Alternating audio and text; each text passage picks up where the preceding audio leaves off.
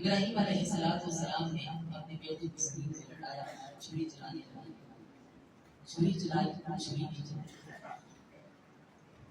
چھری چلا رہے ہیں، چھری جو ہے نہیں چل رہی، چھری کو جو آپ نے پتھر پر مارا، چھری میں پتھر کے دو ٹکڑے کر دیے۔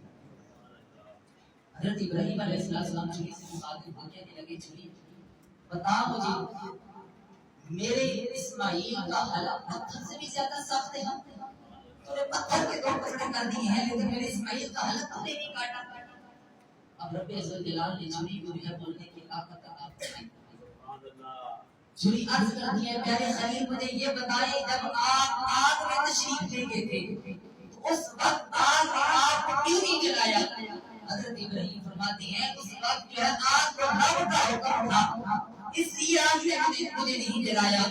چھری کہنے لگی، پیارے ابراہیم اس وقت آگ کو ایک بار حکم تھا کہ خلیل کو نہیں جلانا، آج مجھے جو ہے رب الجلال نے 70 مرتبہ حکم دیا ہے کہ چھری کو بھی اسماعیل کے حلق کو نہیں کاٹنا، اس لیے میں نہیں چل رہی۔ ابراہیم علیہ السلام نے فرمایا، چھری تم اپنا کام کر کے اپنا کام کرنا ہے۔ اللہ کے خلیل نے پھر چھری چلائی، رب الجلال نے دیکھا میرا خلیل جلال میں ہے، آپ نے اپنے خلیل کے ارادے کو مان لیا۔ رب الجلال نے فرمایا، جبریل جاؤ جنت سے جھولا لے جاؤ، جلدی کرو میرا خلیل جو ہے سب جلال کے اندر ہے۔ جبریل جلدی جاؤ جنت سے جھولا لے جاؤ۔ حضرت جبریل علیہ السلام دبا لے کے آئے، حضرت اسماعیل کو لا کر دبا دیا۔ حضرت ابراہیم علیہ السلام نے دبا سبا کے خوش ہوئے کہ میں نے جو ہے جو امتحان تھا اس کے اندر کامیاب ہو گیا، لیکن جب آنکھوں سے پٹی کھولی دیکھا کہ دبا سبا ہوا ہے، اسماعیل بیٹا سامنے کھڑا ہے۔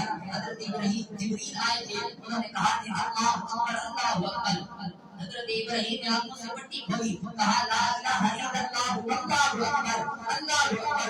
حضرت اسماعیل نے کہا وللہ الحمد، دبا سبا ہو گیا، بیٹا بچ گیا۔